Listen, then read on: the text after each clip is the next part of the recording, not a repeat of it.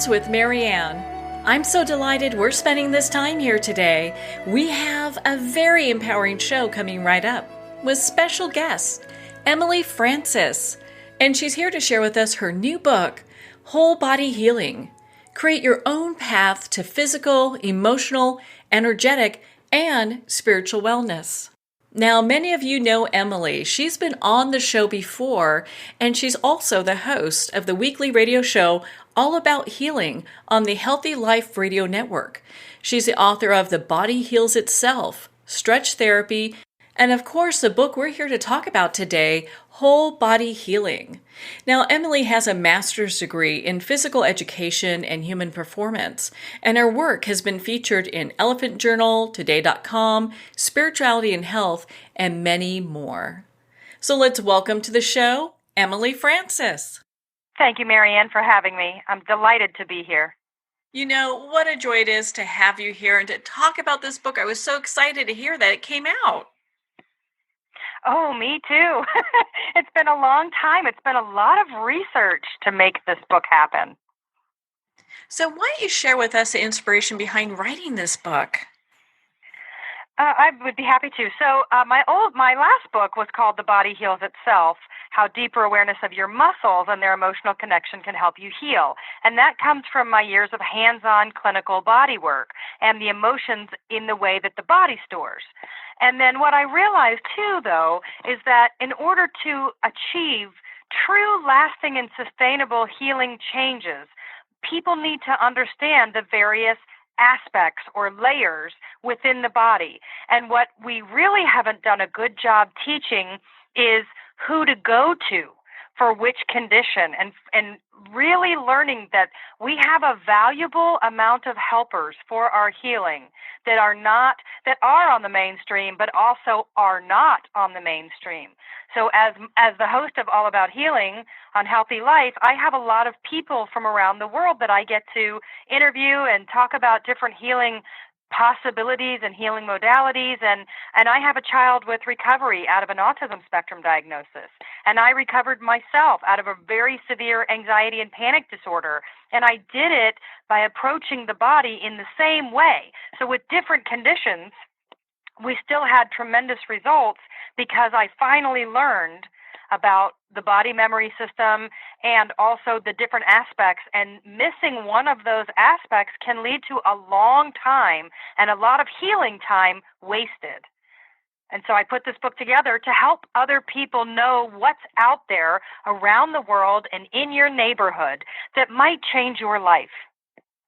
How important is that? Thank you so much for sharing your story. I know we've had the honor of having you on the show before to talk about your other book, and it's quite impactful as well. I was very excited to hear about this one being released. And yeah, I think people right now, especially we're in this age where, it's really difficult to get outside to do things, and people are kind of maybe noticing things in their bodies that they haven't really paid attention to before. You know, I think that's happening so much because your body signals and has its own language, and it's constantly trying to convey its communication sources to us, but we don't understand it. So most of the time, we chalk things up to coincidence. Coincidence is not real, first of all. It doesn't exist. There's no such thing really as coincidence, in my opinion, especially when it comes to the body. And what happens, too, is sometimes the body will naturally correct itself. You can call it autocorrect or self-correct. And then it's really funny how fast we forget that something bothered us until something comes back or links into what used to cause us pain. And I do want to say, when it comes to this book, I put out there who's available in the healing fields, but I've had already a lot of people emailing me and asking me very specific health conditions, and I don't write for specific health conditions. I write for everybody, and it's up to you and your specific condition to find your path. And I'm just trying to give you as many tools as humanly possible to create your best path. Does that make sense? Yeah, that makes perfect sense. And I think for a lot of, people, they're looking at going, okay, so where do I even start? And that's probably where we should, start from this discussion here too. It's like, okay, so someone's like having issues, they're not quite sure what's happening with them. How do they get started? Well, if it's actually a health condition, so let me start there, because some of these things, you don't have to be sick to read this book at all. But let's just say that for the sake of argument, you aren't feeling your best. So where you start is to get a correct diagnosis. And that doesn't just mean going to your doctor. It means you have to know where you're starting from. You have to know what you're playing with.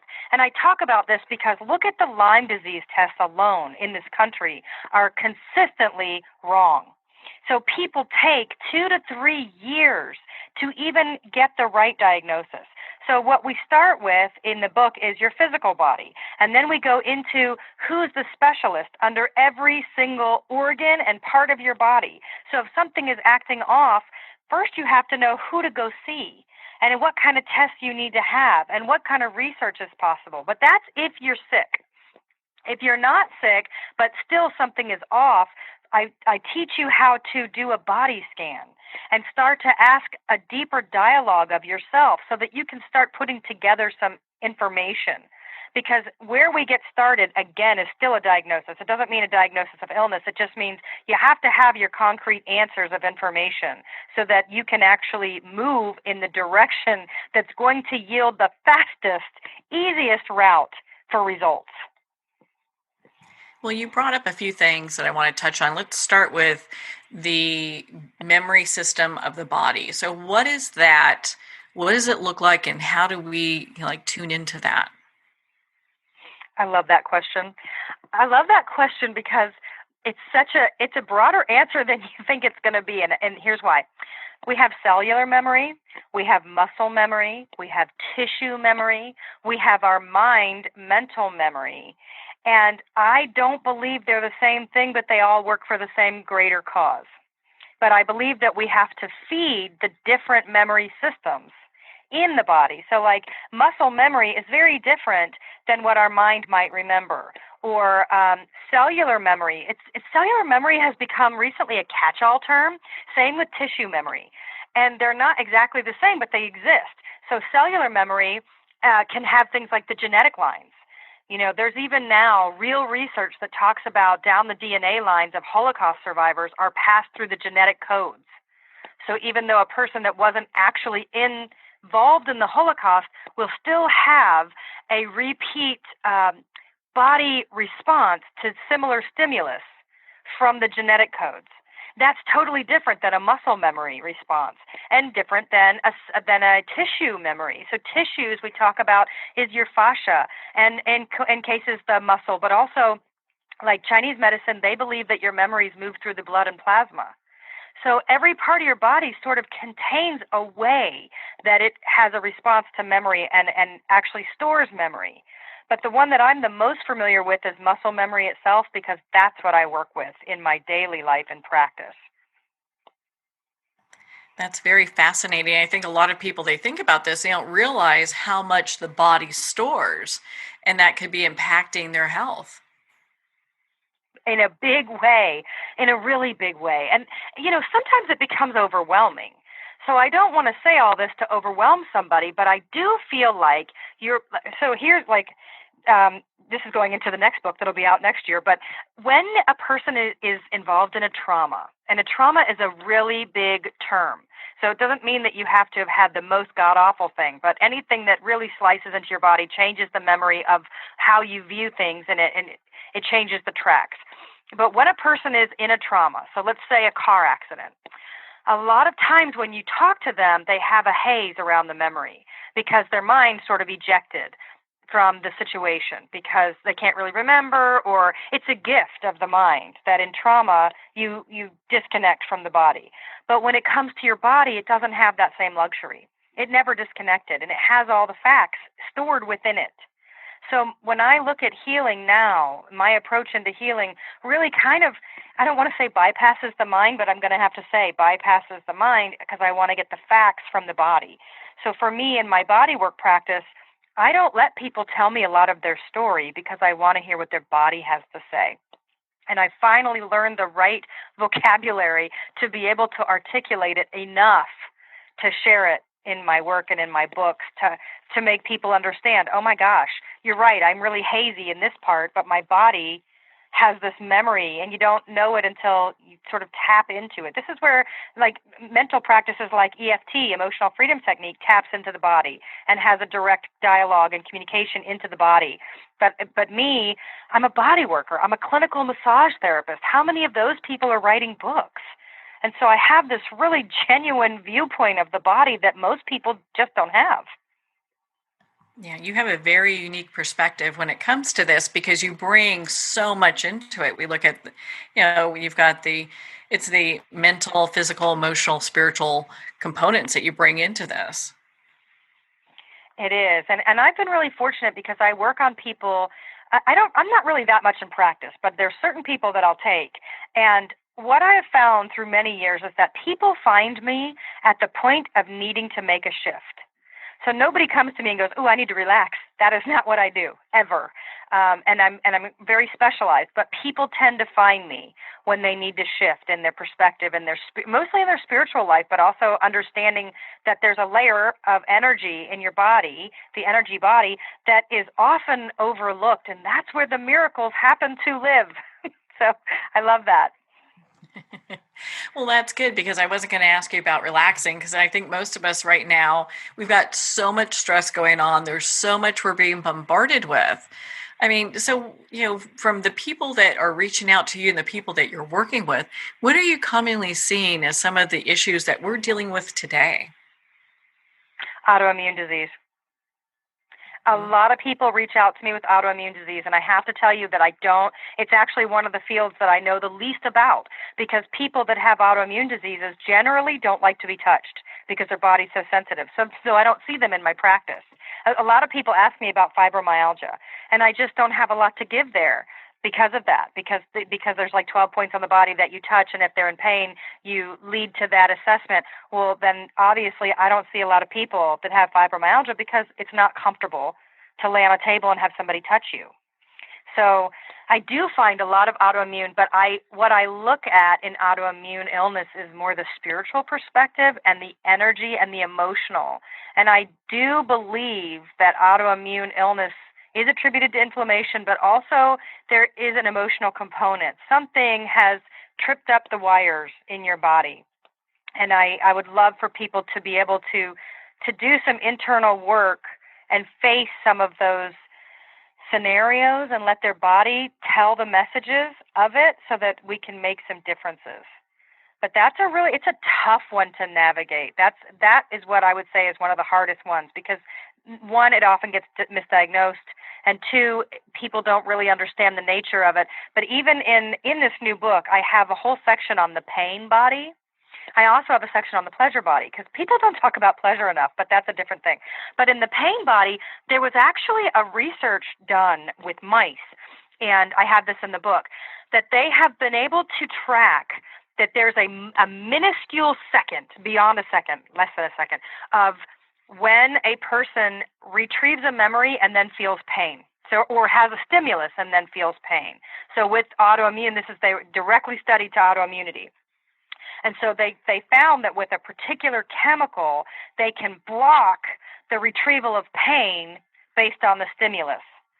So things are coming now to the forefront in the fact that autoimmune is not random. And I think that unfortunately for a really long time, we thought of it more as an idiopathic situation where there's no cure and no cause. And you can't really explain any of it. But there's finally getting to be some research in there because the emotions are a huge, huge part of getting sick and getting better. Without the emotional component and the energy component, it's almost impossible to pull yourself through something into a place that you really feel not just able to deal with life, but happy to be in your life and in your body. Isn't that just such a big difference? Because a lot of people, until we've had this time of isolation, they're probably not really even paying attention to their body like they, probably should. So when you look at being happy with your body and in this place where you're like, hey, I'm really content with how my body is, a lot of people I don't really feel are there. No, I think it's a conditioned response as well, because being happy with your body is different than being happy in your body. those aren't even the same things, because when I think of being happy with my body, I think of what I look like. When I think of being happy in my body, I think of what I feel like. And those generally aren't the same thing either. So conditionally, especially women, we're really taught, I think at the onset of puberty, maybe even before, to dislike our bodies, even if you're beautiful to whatever standard somebody thinks. I think we're conditioned to all of a sudden start picking it apart. Because if you meet somebody who genuinely likes what they look like or are happy with themselves, you almost think they're arrogant.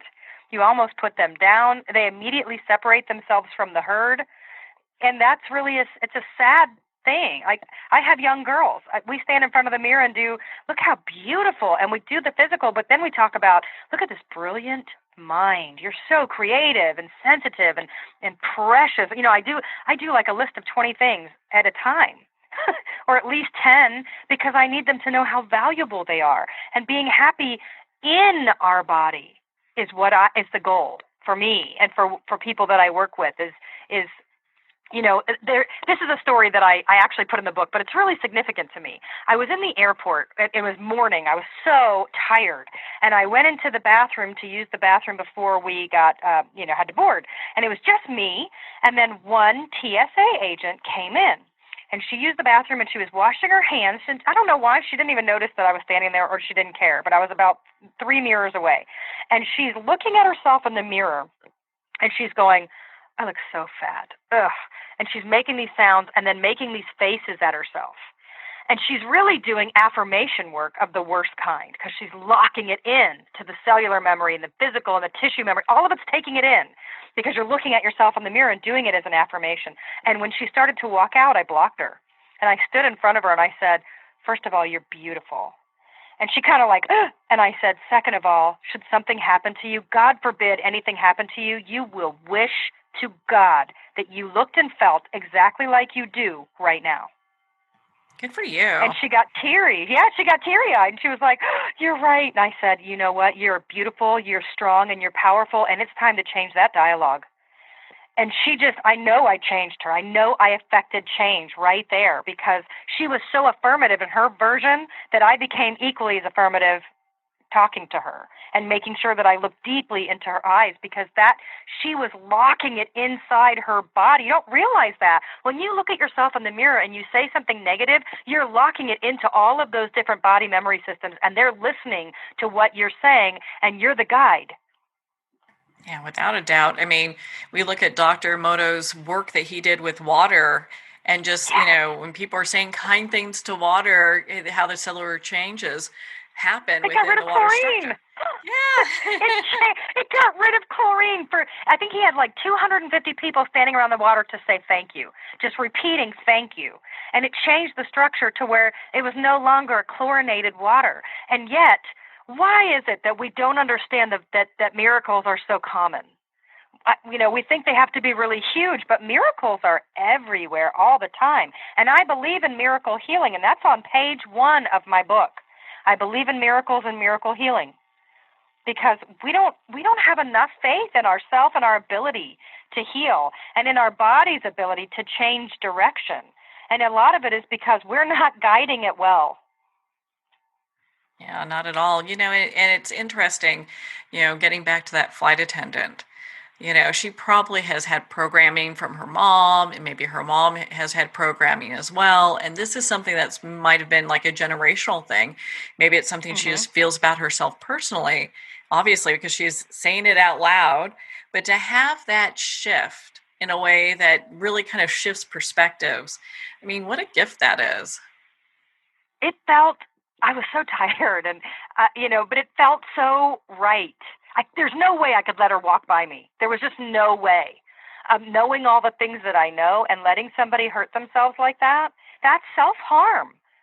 We think about self-harm as things like cutting or causing ourselves physical pain. But to look at yourself and lock that into yourself is a self-harming behavior. And we have got to change our dialogue. And I don't care what we weigh. It's not a numbers game. Does your body work?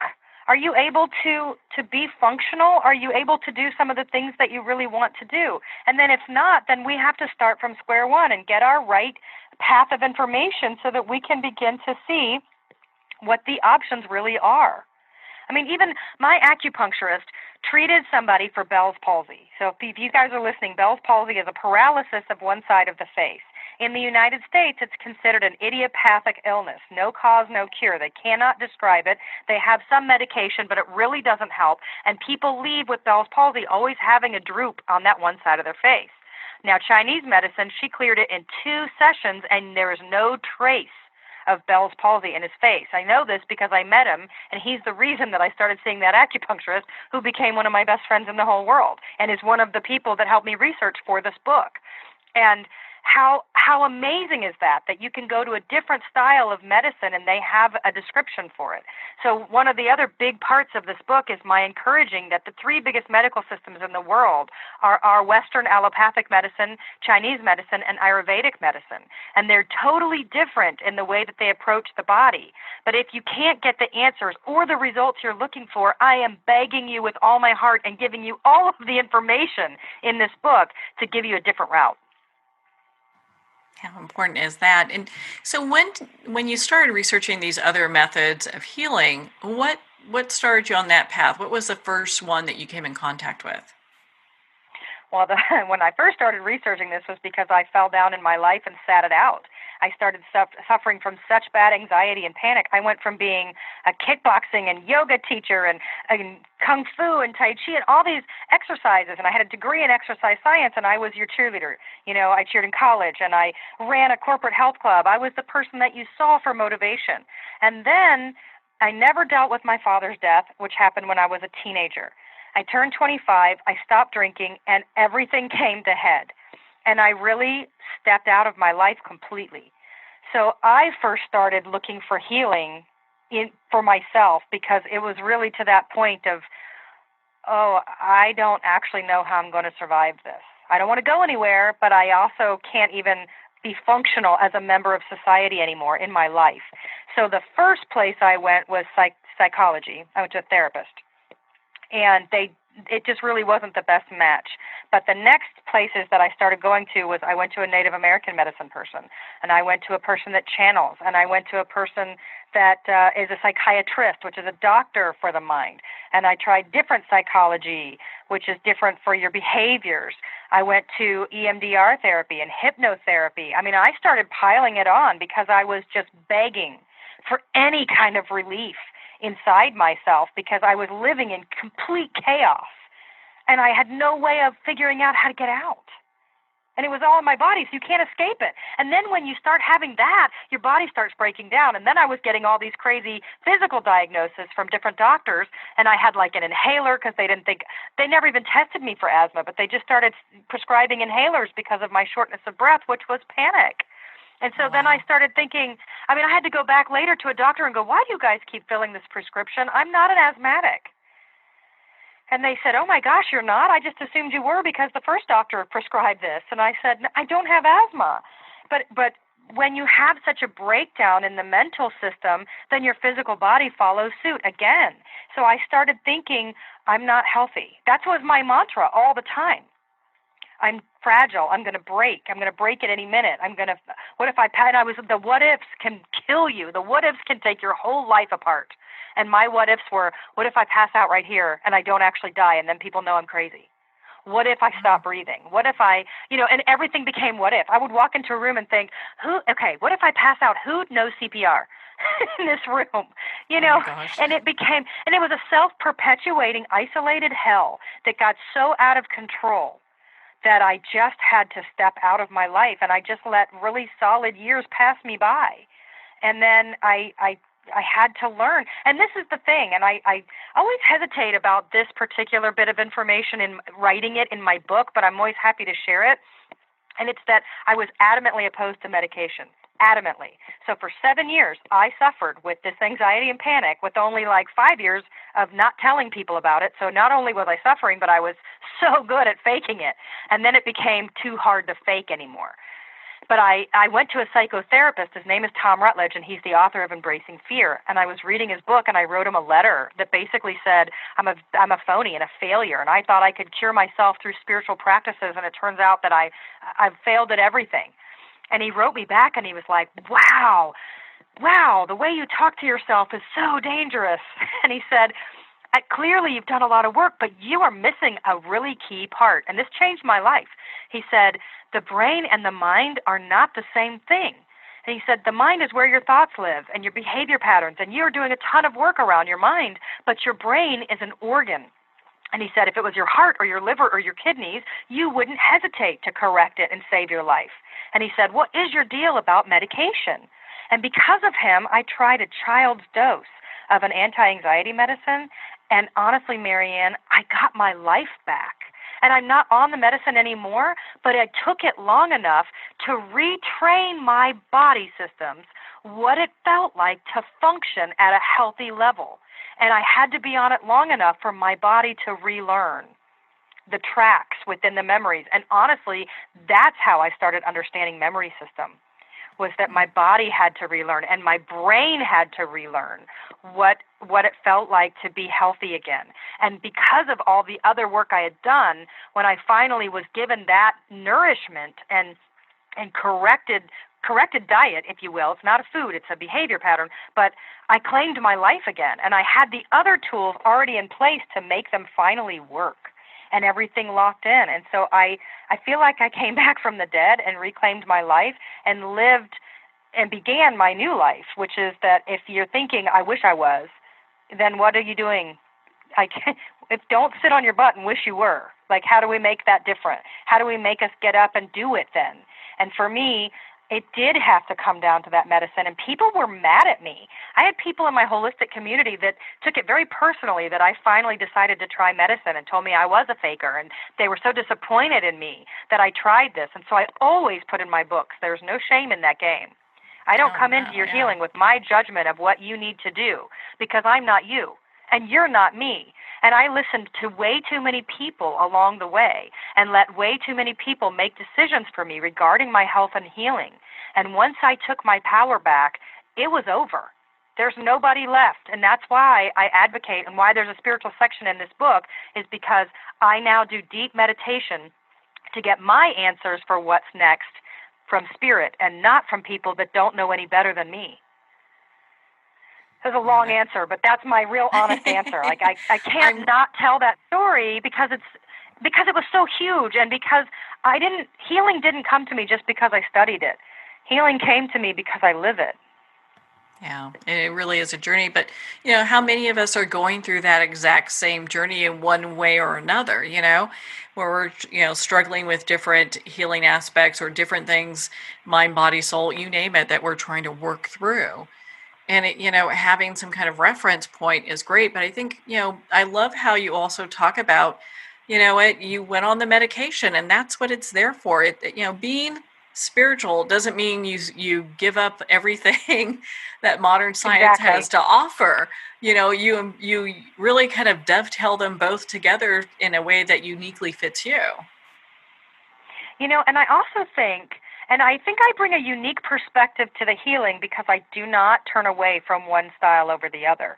So just because I advocate a holistic wellness lifestyle does not in any way negate that I completely support our Western medicine and what it can do. Now, do I think we overprescribe? Yes. Was I lucky that I only took a child's dose and didn't need a bigger dose? Yes. But I took it for 3 years. It's not like I took it for a week. I took it long enough for my body to reactivate itself and remember. And it was scary to get off of it. I won't lie. It was a big jump of courage. And I got off of it because we were going to try to get pregnant. It wasn't because, hey, I think I'm great now. It was, I can't do this. I don't want to get pregnant and be on medicine.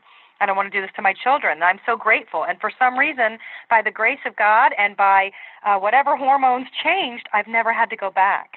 And that's huge. And I can't explain why. I just know that I now have all the tools in place to stay ahead.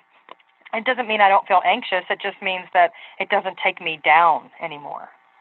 Oh, yeah. I mean, everyone has moments where they feel anxious or there's stress, or there's worry. That's part of the human experience. It all depends on how we process that information and move forward. And, I think a lot of people get into this place where it can be very debilitating, where we're like, we get it and we're like, ooh, what do I do now?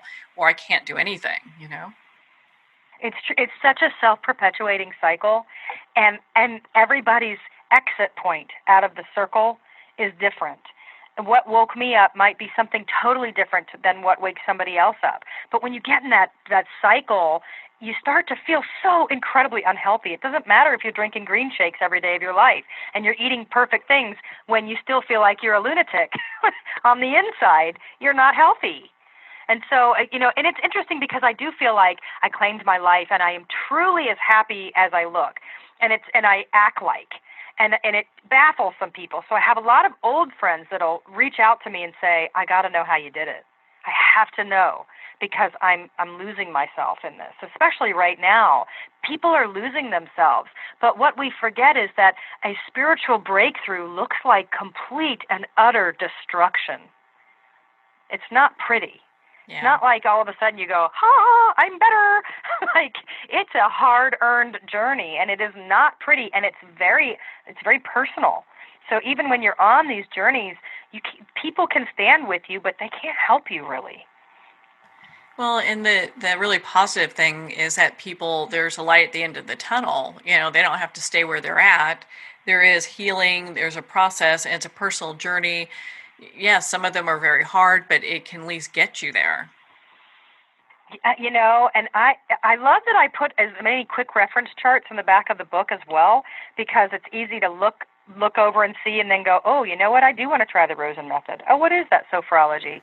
Well, on that note, we're going to pause here for a quick break. We've been speaking with Emily Francis, author of Whole Body Healing, and you've been listening to Moments with Marianne.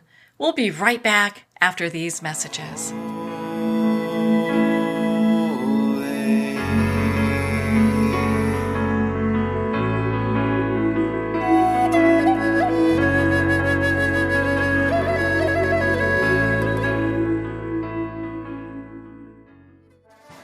Internationally recognized and award-winning author Judy Goodman works and teaches outside the box of limited thinking. Working with people from every walk of life, her goal is to empower you to be the best you can be, no matter what the challenge is. Born with the gift of seeing beyond our normal vision, she has an extraordinary gift of working with every challenge. Teaching beyond conventional wisdom, her work is described as life-changing. Visit judygoodman.com. That's judygoodman.com.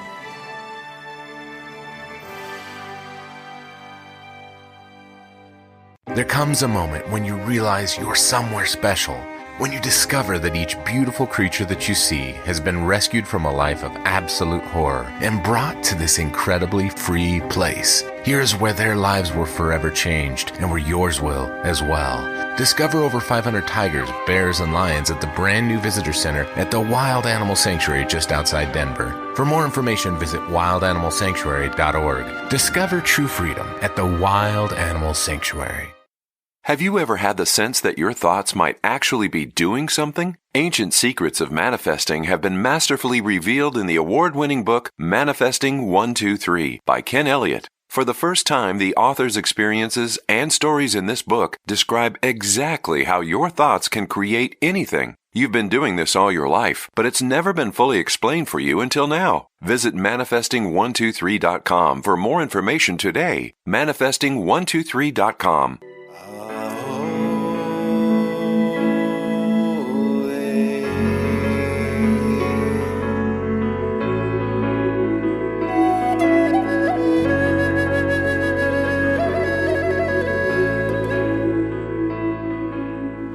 Welcome back to Moments with Marianne.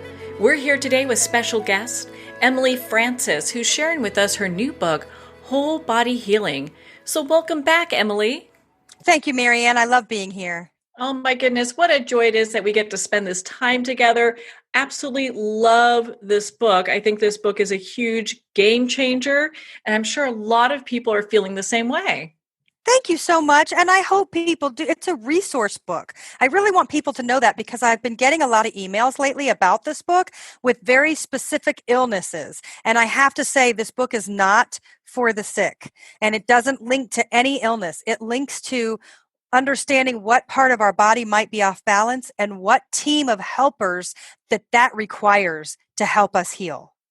I love that. Well, I don't want to go too far ahead, but I'd love for you to share with us what the 5 pillars of wellness are, because I think a lot of people get a little confused. It's like, what is wellness and how does this even relate to my experience? Okay, great. So the 5 pillars for whole body wellness is food and diet, proper sleep, proper stress control, and attitude, mindset, and movement. And if you can get a hold, not to where it's perfect, but if you can approach all 5 of those pillars and get them into a balancing working order, you're going to experience an improvement in your health and overall well-being. That's so important. And, we hear about, getting enough sleep as a keyword all the time. So how do people do that if they have like a family at home? It's got to be really tough. It's really tough. And, I write about it exactly like that because different people sleep according to where they're at in their life.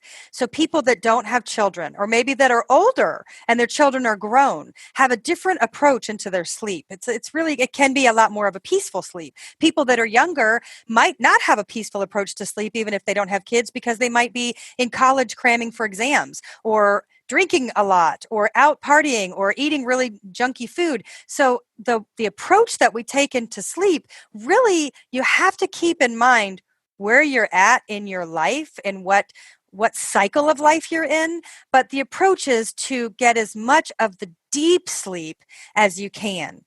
And one of the things that I talk about is I am not a great sleeper. My best sleep is at the beginning of the night really early, and then I wake up in the middle of the night, and a lot of times I'll write, and then I go back to bed. So my deeper sleeps are the beginning and the end cycle of a nighttime. So you have to know how you sleep best, and then instead of making it so stressful, like I don't lay in bed and think, okay, if I fall asleep now, I'll get this many hours of sleep. I don't do that anymore. So instead, I either get up and write, or I do a lot of time in prayer in the hours of the night that are for me, that are mine. And so I take advantage of that. And ideally, other people that really study sleep would say, oh, you turn off everything at least 1 hour before you go to sleep, and then you sleep really calm and comfortably with no distractions, and you wake restful and your body is working at optimum levels. And that is awesome. But for me, it's just not the way that I work. And it would be not fair to present it like that when that's not my life. So I tried to give a pretty wide view of our approach into sleeping. And I even offer a sleep meditation on my website. And I collaborated with a hypnotherapist producer. And we do the whole thing going into sleep and relaxing our body. And then the music keeps playing deep enough and long enough to put you into the REM cycle of sleep. So if you go to EmilyAFrancisBooks.com and you click on media, you can sign up and we'll send you an email with the night meditation. Oh my gosh, I use that night meditation because just like you, I don't get the best sleep that they say you should get all this 8 hours sleep and you wake up, all the time happy and glowing. A lot of times I can't sleep very well. I've got different things I'm thinking of. So your meditation I found is really helpful. Thank you. So why don't you share with us, I know there's maybe one of the other pillars that really stands out for you that you think our listeners would really benefit from. Mindset. Obviously movement, and I talk about this, that it's really hard to get moving when you haven't been moving, but I just want you to go in small increments. So taking a walk, none of this is to put a bunch of pressure on you. It's more just, this is a great way to approach your life. So attitude mindset to me is the big ticket item. And it's because learning how to become aware of really small things can change your whole health system inside your body. And it does help you to become more grateful. Like an easy example is that we have a magnolia tree in my front yard, and they've been all these tight buds, but none of them have bloomed. And then just between one day and the next, it was this big, full, open, beautiful bloom on one of the flowers.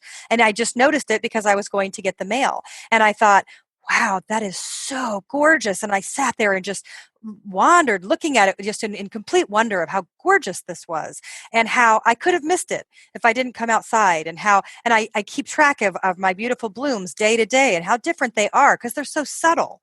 And that's the same thing with all of it. Like, walking outside or even being inside, but outside more, taking that breath that makes your whole body come alive and that restarts the nervous system and reminds you that you are a living, breathing human on this planet right now in this time, and realizing that the earth and the world is so much bigger than us, and to be grateful that we're on the earth human in this life at this time.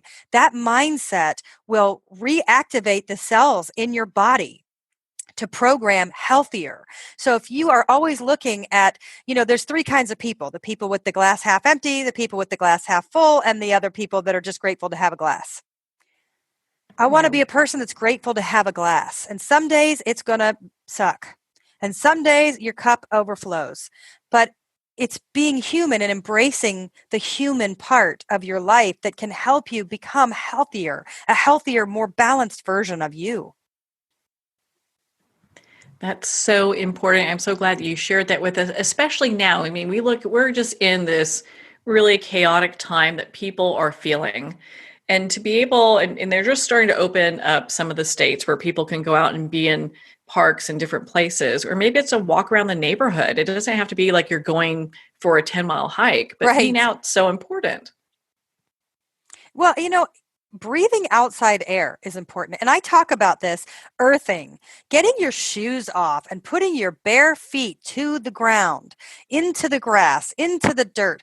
15 minutes a day gives your body electric nutrition from the electrons of the earth herself, and it changes the actual chemical makeup within your body. So there's even research that the higher up you are in a high rise, further away from the electrons of the earth, you're more susceptible to a heart attack and stroke and high blood pressure, being further away from those electrons. So whether you live in a high rise, don't let me freak you out, just make sure that you get downstairs and get to that grass, that ground, that dirt, that sand, whatever natural experience you can get near you. No concrete. Don't go walking around barefoot in concrete and think you're getting some sort of benefit.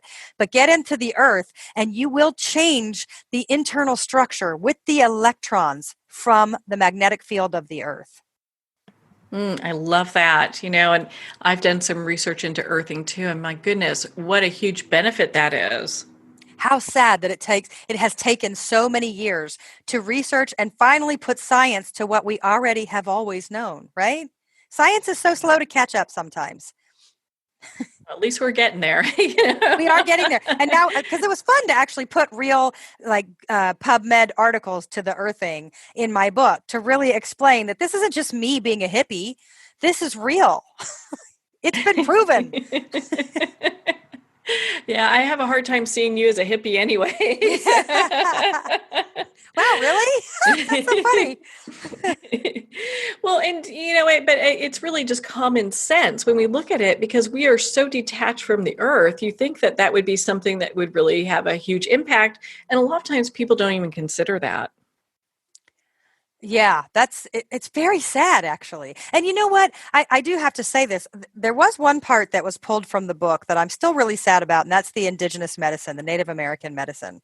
There is so much deep wisdom and knowledge in the Native American way of life, and their connection to the earth is like no other of any other culture in the world, in my opinion. And I was a little bummed that part came out, and I always feel like my job is to kind of put that part back in interviews because there's so much wisdom and magic to be found there. So anybody that's listening, I do highly encourage to study some of these indigenous tribes and cultures to help you find your love and connection to the earth again.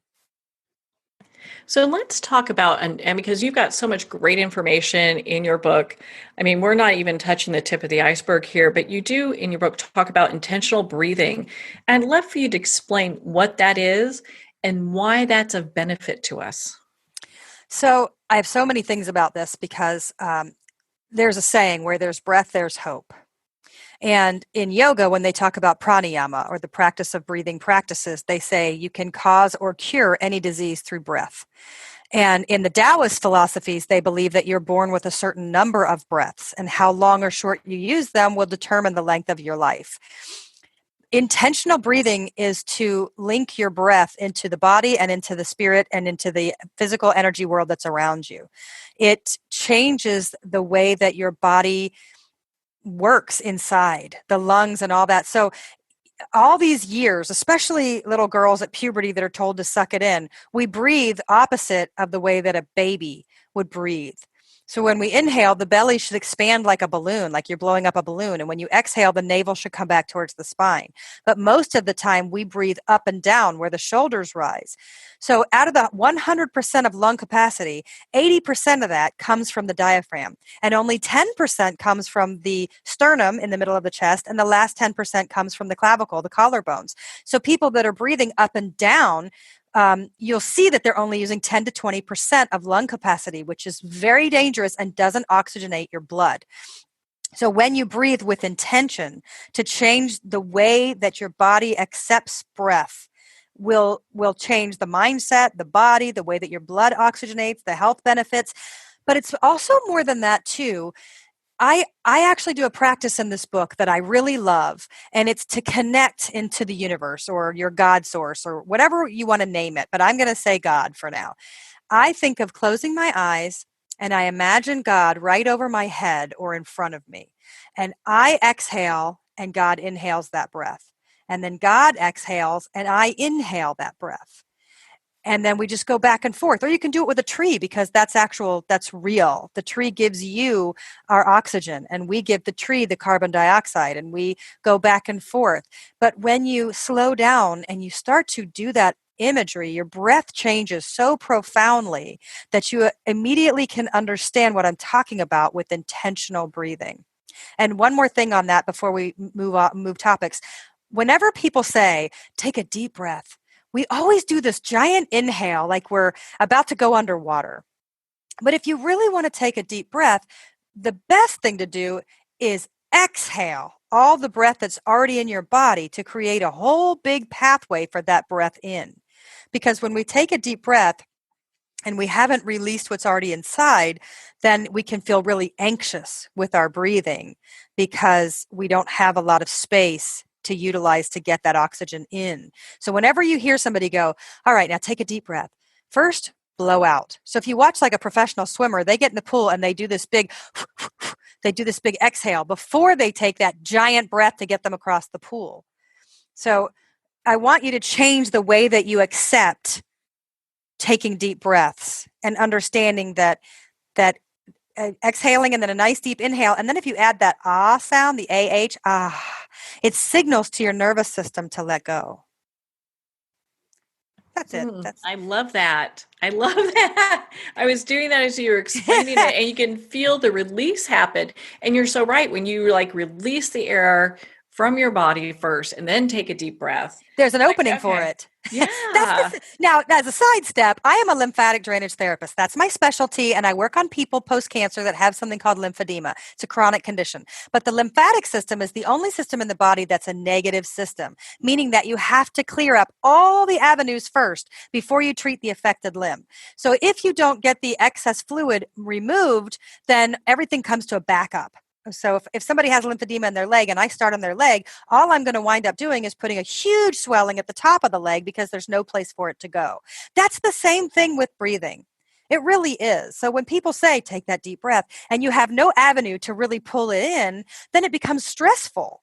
And I don't want to teach people stress breathing. I want to teach people that exhale is really the key place. Now, can this practice also work for people who are in pain, maybe to help start to alleviate some of their pain? Yes.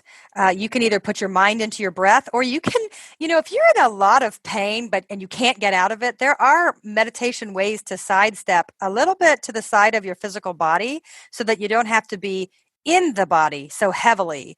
Or there's other people that would say, or you want to embrace it and experience the pain so profoundly and fully that the pain starts to disintegrate on its own, one way or the other. You're either a person that loves to get in that freezing cold water and jump in the hot bath back and forth and that extremist, or you can be somebody more like me who just likes to take a little sidestep and say, this is so ungodly painful that in order for me to deal with it, I'm going to sidestep a little bit and put my focus outside of my body and into something else. And into the breath is one of the healthiest ways that you can do it. Okay, so I've never heard of anyone being able to kind of move yourself out of that pain situation, but that makes perfect sense, and I love that. as long as you do it with intention, meaning that you come back. Because what happens is a lot of people, especially really spiritual people that start to engage in energy or knowing how to kind of move their center line of focus outside of their body a little bit, tend to not like to come back in. And then they lose touch with their body. And then they get out of sync with knowing when the physical is actually signaling that there's a problem, which is also part of what I talk about in the book, is understanding. I teach people in the book how to scan their body to feel if it's in the physical body or if it's in the emotional body or what it feels like in the energy body, or are we connecting into spirit, and then understanding with learning how to scan through your body, are we in our bodies all the way? Because really and truly, like when I go see my naturopath, he'll do something, he calls it a BBF treatment, but it's to get my body back in line with my brain, with my nervous system. Because sometimes it's kind of a little bit off the center line and you feel out of balance or a little wonky. It's because you're sort of not perfectly centered to the brain and spine, to the nervous system, to the nerve tracts that are signaling and moving throughout your body, and then the general awareness isn't quite in there. And that's something to kind of be aware of. So as I say, you can sidestep a little bit to avoid some of the pain. Like for me, when I go to the dentist, if I have cavities, I refuse to do Novocaine. So I use it as a meditation practice, and I remove myself from my mouth and take my energy someplace else. And the dentists are always blown away because I don't want to have Novocaine in my body.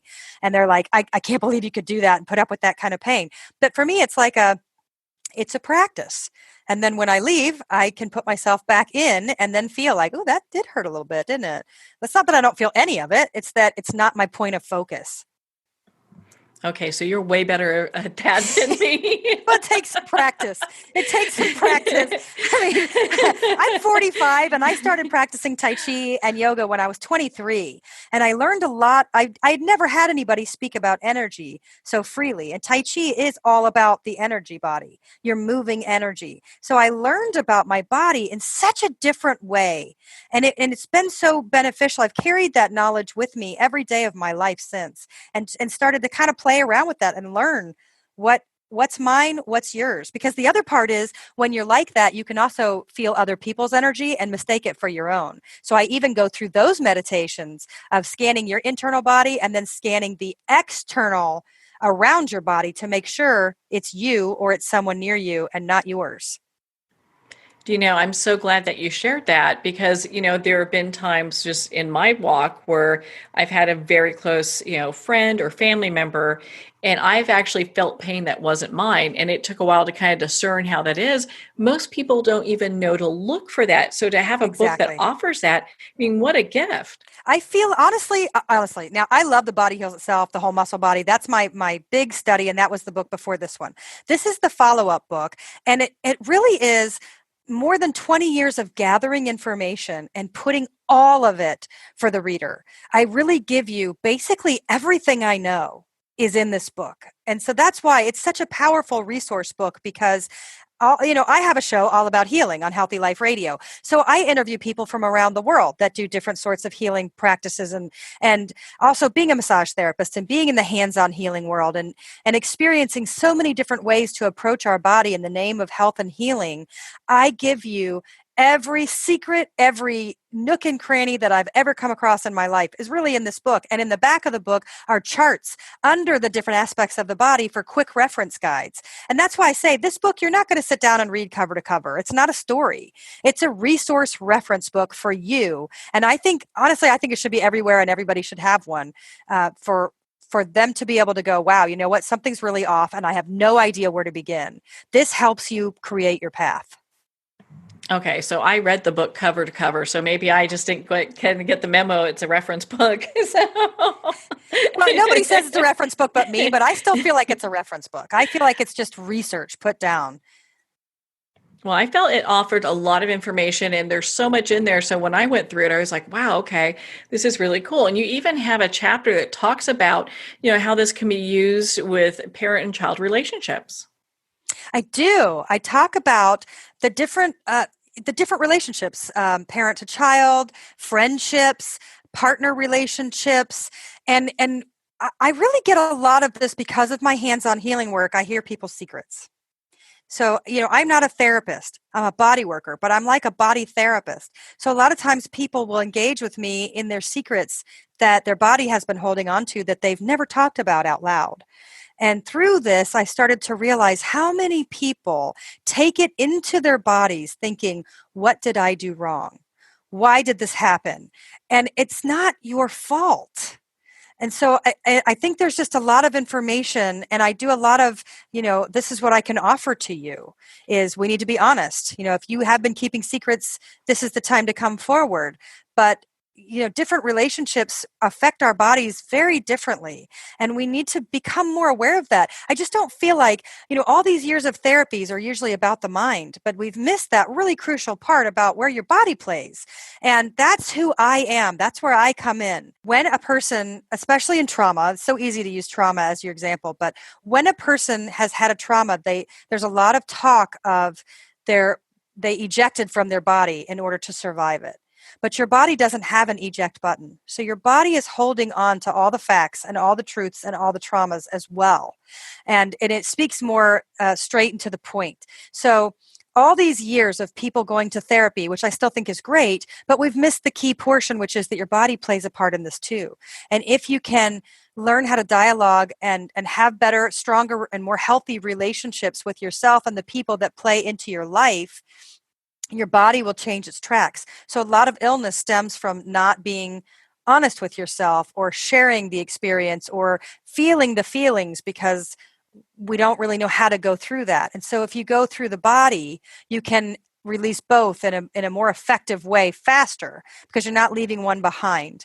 And it's just, it can help change your health. And what I feel like is, as a hands-on body worker, this is the part that I'm meant to play for people's healing and for health and for understanding, is that the secrets that you keep aren't just in your head, they're in your body.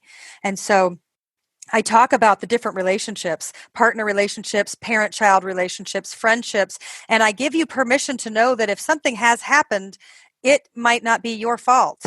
Or if you're a person that constantly has issues with a lot of people, then I suggest going to see a counselor and figure out what part you're playing. And with parent-child, there's so many different dynamics with that.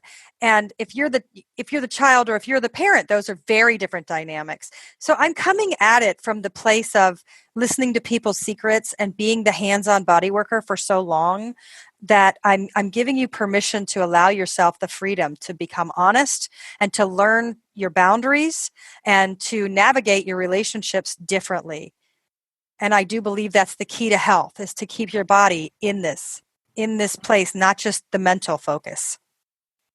I'm sure with the work that you do and all the people that you see, that you've been able to kind of really identify. It's like, okay, when this person has something that they're holding on to or holding back, or pain that they won't let go, it's showing up in their body. It's showing up, that was the foundation of The Body Heals Itself, was what muscles. But since then, I have created something called the Somatic Emotion Chart. And in this book, Whole Body Healing, is where I lay it out. And the Somatic Emotion Chart is the emotions that your body experiences. Because if you look at like any of the counseling, psychology, psychotherapy, their feeling wheels and emotion wheels are really big. There's like all these different emotions that you can pull from, but your body doesn't have this big wheel. Your body feels trauma, shame, guilt, grief. Then there's an action bridge: suppress, which keeps you over on those heavy 4; process, which means you're willing to face these things before you make a decision; then release. Release takes you to the Fab 5, which is happy, joy, connected, and empowered. Those are the things that I can feel in your body. It's not a million different emotions. It's very, very finite. I love that. You get to the root of the issue there, Yes. Let's not, feel everything. Let's just get to that root, Let's get right to it and figure out, because there's body tracks. People talk about cellular memory, muscle memory, tissue memory. They all work together, but they're not the same, and they don't store exactly the same way. But people that aren't paying attention to the body don't really care, and they just group it all together. But somebody like me, we have to understand muscle memory, and we have to understand cellular memory and tissue memory so that we can lay down the memory tracks differently in our bodies. I love that. Thank you for sharing that with us. And I think I have time for one more question here. So, when we look at, everything that we've talked about, and we haven't covered everything that's in your book, but how does forgiveness play a part with this? Forgiveness is huge, and here's why. We get lost thinking that to forgive means that we forgive another person, and that's just not true. Forgiveness is accepting the situation as it was, not your narrative, and then detaching and forgiving and becoming peaceful with the part you played. So if somebody hurt you, you don't have to forgive them in order for you to heal. You only have to forgive yourself for the role you played in it. And you have to be willing to look at this through an objective lens instead of the story you keep telling yourself. And so that's the really key little part of the statement. And I get this from my friend, Ashley Calloway, who's a spiritual counselor. She does a whole class on forgiveness. And that's the big thing that she talks about, is that forgiveness is accepting the situation as it was. That's the part that really changes what forgiveness is, because forever I thought, I'm just not a very forgiving person. Maybe it's because I'm a Scorpio. Maybe it's because of this. But it's because the forgiveness really has nothing to do with anybody but the part you play. That has to be such a relief for people to hear, because a lot of times they're looking at people and go, you know what, well, this person, really added trauma to my life, or this person did this. If you were just focused on our piece, it makes it so much easier. Exactly right. And it does. It changes the way that we view, because, I was wronged by somebody, and it was. I could play the victim all day. I probably played a big part too, but not quite the way they walked away from it. And for a long time, I kept thinking, how do I get to a place of forgiving them? And my Native American peace elder goes, you don't. You don't forgive them. They have nothing to do with this. They're not part of your forgiveness path. You are. And it was like, what? You mean I don't have to play the good girl that forgives everyone and pretends like it's all okay? And that was the other part, is forgiveness does not condone the action. And it doesn't mean that everything's okay. It just means that I've detached myself from the part that I played there, and I'm peaceful with what it was, but I'm no longer in it anymore. But the person that was involved in it, there's really not an attachment. I don't wish them harm, and I don't wish them well. I'm just indifferent. They're not there for it. And how important is that? Because when you look at it, it's such a personal journey. And most of the time, people who have done real harm or even slight harm or trauma or whatever the issue is, they've gone on living their life. They have no idea that we are even having these issues. And if they do, they don't care. Exactly. That was the other thing, is that we tend, at least somebody like me who's got some jaw issues, I tend to chew on the bone, and I replay stories a lot when I should have thrown them out quite some time ago.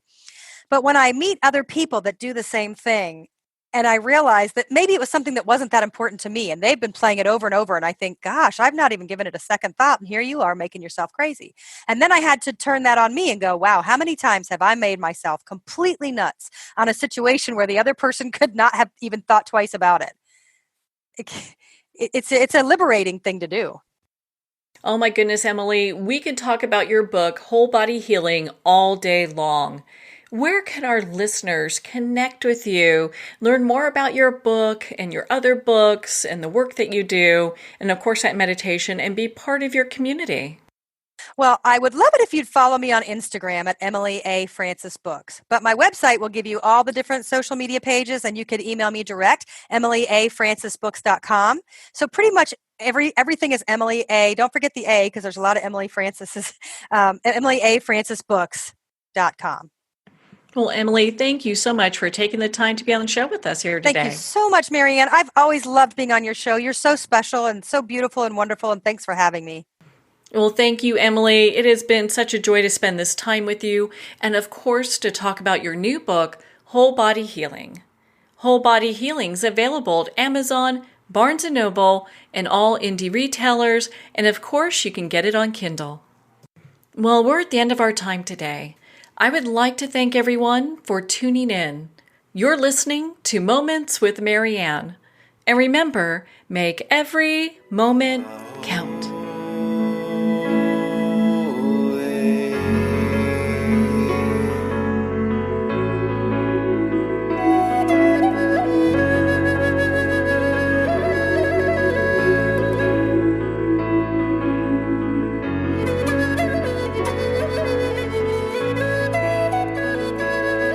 In a single moment, your life can change. Moments with Marianne is a transformative hour that covers an endless array of topics with the best of the best. Her guests are leaders in their fields, ranging from inspirational authors, top industry leaders, and business and spiritual entrepreneurs. Each guest is gifted and a true visionary. A recognized leader in her own work, and while teaching others to develop, refocus, and grow, Marianne will bring the best guest and sometimes a special surprise. Don't miss this. You never know just which moment will change your life forever. Moments with Marianne airs every Sunday, Monday, Thursday, and Friday at 8 p.m. Eastern and 5 p.m. Pacific Time. Make sure to tune in and visit momentswithmarianne.com for more information.